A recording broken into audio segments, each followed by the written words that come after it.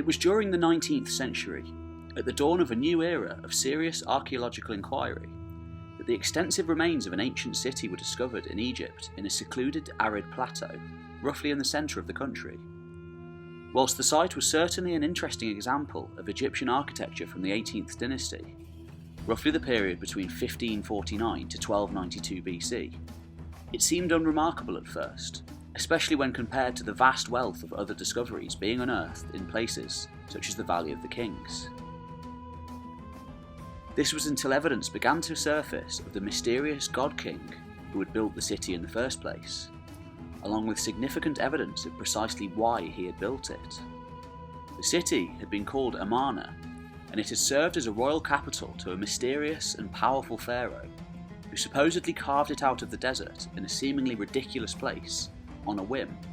His name was Akhenaten, and during his 17-year reign as pharaoh, he pursued the particularly unusual policy of rejecting the traditional Egyptian gods, in preference to a brand new religion, which he had apparently created himself, based upon the worship of a single solar deity named Aten. Whilst much that happened during this time is still shrouded in mystery, a number of modern scholars have credited Akhenaten's religion as being one of the first monotheistic creeds on Earth. The peculiar nature of his reign and his rejection of the old gods is certainly unique within Egypt during the ancient world, and possibly even within the wider world. Akhenaten was born during an extremely prosperous period in Egyptian history. It was a golden age of architecture and cultural achievements, and Akhenaten's father, Amenhotep, had spent much of his reign building temples and monuments to the gods. All of the evidence suggests that he was very much the typical traditional Egyptian pharaoh, the latest in a long line dating back thousands of years. When Akhenaten succeeded his father for the first 5 years of his reign, he seems to have continued his father's work, as was tradition. Sometime during his 5th year of rule, however, Akhenaten strayed further from the norm than any pharaoh before or after. Whilst he had previously spent much of his time dedicating temples solely to the Egyptian gods related to the sun, he now outright rejected all of the old gods, in preference for exclusive worship of one solar deity, Aten. Stunned bureaucrats and court followers could do little but go along with the king's new religion, even as he uprooted the entire royal court and administrative heart of the kingdom from Memphis and Thebes, and moved them out into the desert to start work on his new capital. It was an epic undertaking, and one surely only achievable because of the immense wealth and power possessed by Egypt at the time. The location of the city was said to have come to Akhenaten in a vision, and was possibly marked by a naturally occurring blemish in the cliff face which resembled the Egyptian hieroglyph for the sun. Akhenaten built truly colossal temples at Amarna, larger than any previously built and of a completely different type. Gone were the dark, closed interiors and idols of the old religion. In their place came great roofless courtyards to worship the sun itself. By all accounts, the city thrived as thousands of commoners and nobles alike travelled to the new site.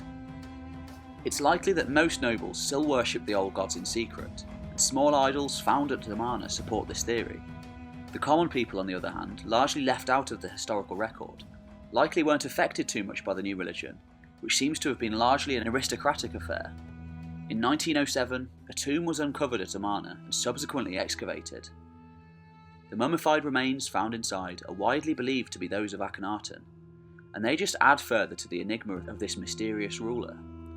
The mummy appears to have strange, elongated features, which many have suggested could have been the result of birth defects, possibly even as a result of inbreeding, or even intentional cranial deformation, as other people have practiced throughout the world.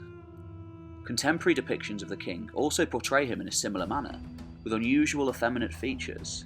Images of the pharaoh and his wife Nefertiti also represent a huge break from the traditional culture of Egypt, often portraying them eating, and in domestic situations with their families, which is absolutely unique for Egyptian royalty, who were usually portrayed as aloof and almost inhuman. Upon Akhenaten's death, a resurgence to the old beliefs came fairly quickly, although it's unclear just how quickly this happened and how devastating it was for the followers of Aten. The old gods were restored to their former prominence, and Akhenaten was struck from the historical record. We know that the young heir to the throne, Tutankhaten, changed his name to Tutankhamun in reverence to the old gods, rather than to the Aten worshipped by his father, who in turn began to be referred to as the Great Enemy and the Great Heretic in the aftermath of his reign. Great efforts were made to expunge all evidence of him and his religion from history. The city of Amarna itself was gradually abandoned to be reclaimed by the desert, only to be rediscovered by archaeologists millennia later.